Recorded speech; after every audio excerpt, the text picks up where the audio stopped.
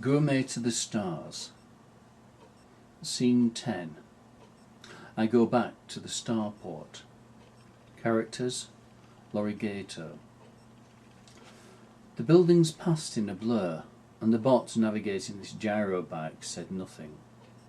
That probably trashed my reputation with her and the wider scientific community here, for all I knew. I hated to leave on a bad note. What did they do here to make amends? Flowers? I doubted it. A grovelling letter? I could have ground my teeth in frustration. By the time I got to the spaceport, I was working up a fine lather of a temper. Spaceports are much of a muchness. Seen one, you've seen them all. The only thing that changes is scale. The Penang word for spaceport renders more accurately as hub connector. Some words just get loaned into other languages. Spaceport got loaned into Pan from English. Probably only local to our sector of space, but it's our mark in space and time. Humanity. Wonder how else we'll leave our mark. I looked at the long tubular designer accessway to the boarding gear, way out in the landing field. Space journeying was dreary for the average tourist. Of course it was out of reach to the average tourist. There were rules to govern this, just as there were rules on what we could transport, what ships we could use, where we could go. My path was charted, and it looked like it was about to change course again. Where to this time, I wondered. That the Tanegi were humanoid was a mixed blessing. You felt more comfortable dealing with them, purely on similarity of shape. But similarity of shape didn't mean we thought the same way. For all I knew, me skipping out on a dinner date was standard practice. Okay, that's a long shot, powered by wishful thinking.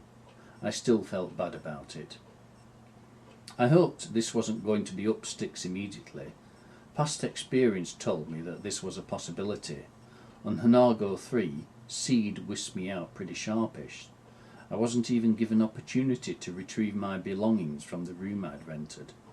I later learned they'd got wind that I might actually appear on the future menu list. As I strode down the walkway, I thought ruefully about the kit I'd bought from Sir Hugh Clothing Works. I couldn't take it with me. But the chitties. If I caught expenses on a good day and pled my case, I might just get some reimbursement. 250 Tanegi credits, not forgetting exchange charges and the always hidden transaction costs. Not cheap. Taken together, well over 1 month's disposable income. I studied the spaceport through hardened cattle. The material that enclosed the accessway was unlike any I'd been through before coming to Tanegi 36. It had a greenish cast. The Tanegi used non-standard configurations, technology, materials. Of course, everything about the Tanegi was non-standard, them being self-starters. Self-starters discovered their own answers and their own technologies. They were rare. Unlike many, including Earth, they didn't get a leg up into space. There'd be little Penang on this world, human flat-pack condos apart and arguably the human outpost. I had yet to see that outpost, but what else would they build it with? Standard practice was to use Penang kit. Penang product was used by just about everyone, and so was ubiquitous. Anyway, the Tanegi were hardly going to allow outsiders access to their technologies. Self-starters didn't share as far as I knew. Not that I'd never looked into it, I just fell in with the common view. Humans apart? Who else would use Penang stuff here? That depended on who or what was about. Not much, I guessed. Here things would be reversed. Here Tanegi rules would apply.